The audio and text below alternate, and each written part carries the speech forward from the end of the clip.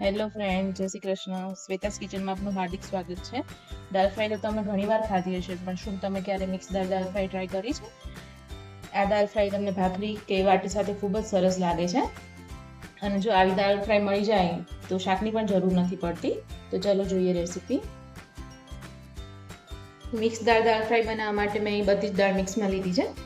તો એના માટે 4 ચમચી અડદની ફોતરા વગરની દાળ, 2 ચમચી મગની ફોતરા વગરની દાળ, 1 ચમચી જે આપણી મસૂર દાળ આવે છે ફોતરા વગરની એ લીધી છે, 2 ચમચી ચણા દાળ લીધી છે અને 1 ચમચી તુવેરની દાળ લીધી છે.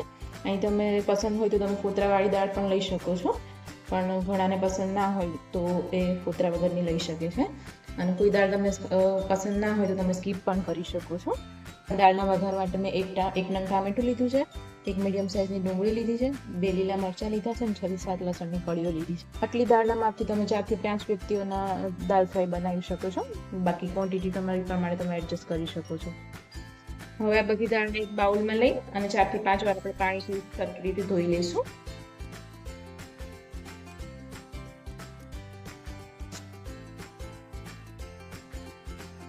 દાળને મસળીને ધોઈ લેવાની છે.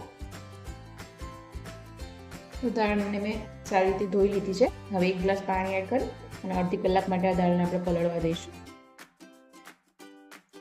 અહીં તમે દાળને પલાળ્યા વગર પણ ડાયરેક્ટ કૂક કરી શકો છો, બાફી શકો છો, પણ ચણાની દાળ આપણે અહીં લીધી છે એ બફાતા થોડી વાર લાગતી હોય છે અને જો તમે દાળ પલાળીને લેશો તો પચવામાં હલકી થઈ જશે. તેથી આપણે દાળ પલાળી લઈશું. આપણી દાળ પલળે ત્યાં સુધી આપણે વઘારની તૈયારી કરી લઈશું. તો તેના માટે ડુંગળી અને ટામેટાને વારાફરતી આપણે આ ટાઈપના દોરીવાળા ચોપરની મદદથી ચોપ કરી લઈશું.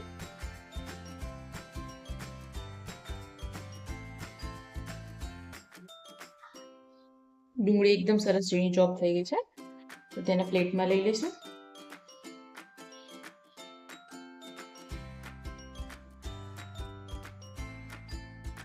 અને હવે એ જ રીતે ટામેટાને પણ ચોપ કરી લઈશું.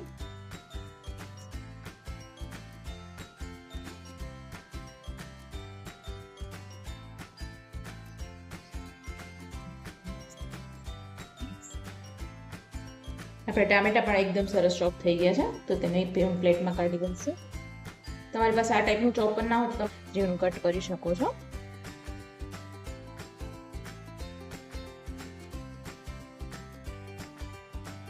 હવે આપણે આદુ મરચાંને આ રીતની ખાંડણીની મદદથી વાટી લઈશું. તમે મિક્સરમાં પણ ક્રશ કરી શકો છો, પણ વાટેલા મસાલાનો ટેસ્ટ જ અલગ આવે છે. હું આ રીતે ખાંડણીમાં વાટી લઈશ.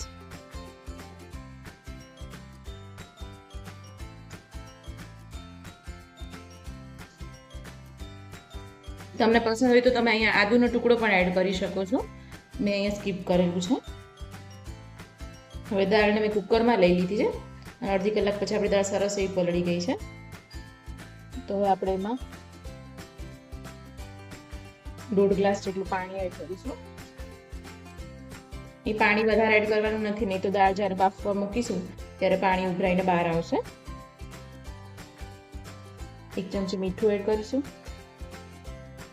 5 ચમચી હળદર પાવડર એડ કરીશું અને 2 ચમચી જેટલું તેલ એડ કરીશું.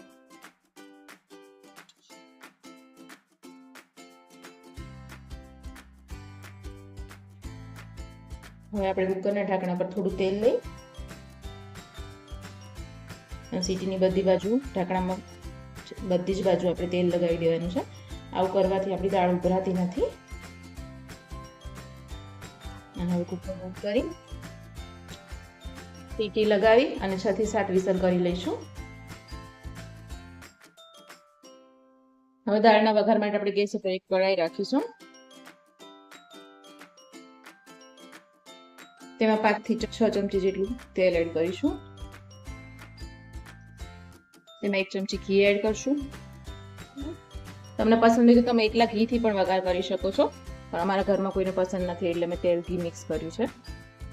તેલ ગરમ થાય એટલે સૂકા 2 લાલ મરચાં એડ કરશું.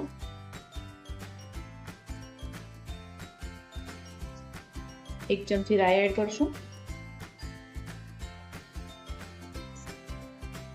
તૈયાર કરેલી મરચાં અને લસણની પેસ્ટ એડ કરીશું. સાતરી દઈશું. લસણ બળી ના જાય એનું ખાસ ધ્યાન રાખવું, નહીં તો દાળ ખરાબ ટેસ્ટ આવશે. હવે સમારેલી ડુંગળી એડ કરીશું.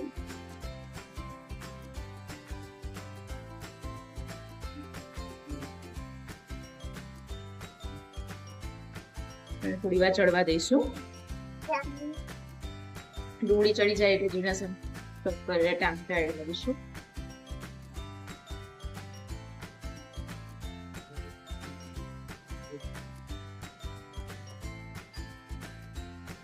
હલાવીને 5 મિનિટ ચડવા દઈશું. અડધી ચમચી મીઠું એડ કરીશું. આપણે દાળ બાફવામાં પણ મીઠાનો ઉપયોગ કર્યો છે એટલે અહીં અડધી ચમચી જ એડ કરવું. હલાવી લઈશું. બધું બરાબર ચડવા દઈશું. ડુંગળી ટામેટા સરસ એવા સોફ્ટ થઈ ગયા છે અને ચડી ગયા છે. તો હવે મસાલા કરીશું. તેના માટે 5 ચમચી હળદર પાવડર. આપણે દાળ બાફવામાં પણ ઉપયોગ કર્યો છે એટલે અહીં ધ્યાનથી એડ કરવું. 1 ચમચી તીખું લાલ મરચું, 1 ચમચી કશ્મીરી લાલ મરચું, 1 ચમચી ધાણા જીરું પાવડર. બધું બરાબર મિક્સ કરી દઈશું. અહીં મેં ગરમ મસાલો એડ નથી કર્યો, પણ તમને પસંદ હોય તો તમે એડ કરી શકો છો. પણ ગરમ મસાલા વગર પણ આ દાળ એકદમ ટેસ્ટી લાગે છે. મસાલાને 5 મિનિટ માટે ચડવા દઈશું.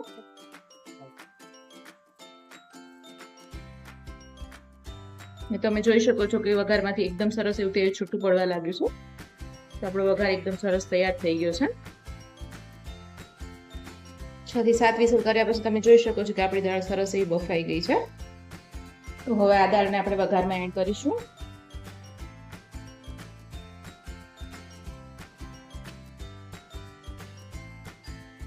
અને હલાવી લઈશું.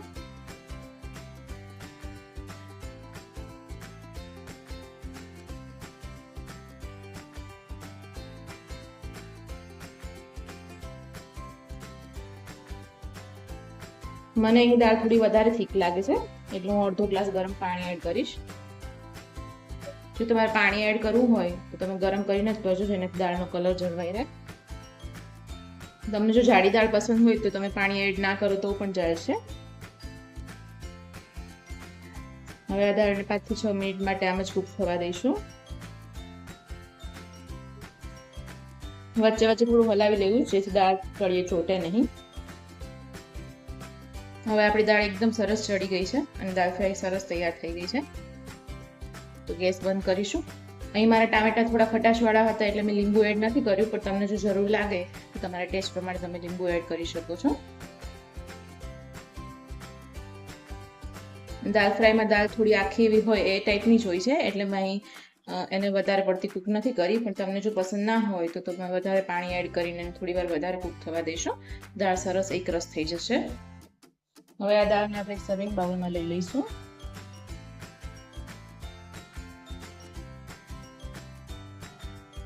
ઉપરથી થોડા લીલા ધાણા વડે ગાર્નિશ કરીશું. તો આપણી મિક્સ દાળ ફ્રાય તૈયાર છે. તમે ભાખરી કે બાટી સાથે ખાઈ શકો છો.